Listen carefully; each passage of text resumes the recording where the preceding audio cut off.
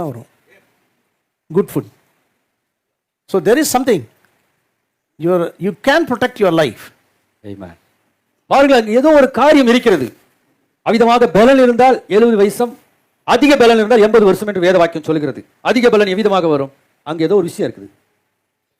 And the Chinese and the Japanese, I think the Japanese, they live more than 100 years. நான் நினைக்கிற விதமாக சீனர்களும் ஜப்பானியர்களும் குறிப்பிட்ட வண்ணமாக ஜப்பான் மக்கள் 100 வயசுக்கு மேல தாராளமா இருக்கிறாங்க, சாதாரணமா இருக்காங்க. They don't believe Jesus Christ. அவங்க இயேசு கிறிஸ்துவை நம்புறது இல்ல.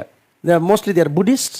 அதிகமான பேர் புத்த மதத்தை பின்பற்றுகிறவர்கள். I think the way they are taking care of their health, அவர்கள் தங்களுடைய சொந்த சரீரத்தை, தங்களுடைய சுகத்தை பார்த்துக் கொள்கிற அந்த விதானம். and the elderly people always they walk and go to the shop.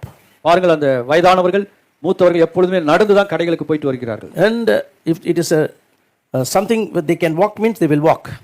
ஏதோ ஒரு நடக்க வேண்டும் என்றால் நிச்சயமாக நடந்து போகிறார்கள். So there is a little exercise. அது சின்ன ஒரு பயிற்சியாக இருக்கிறது, உடற்பயிற்சி. So what I am saying that taking care of your health and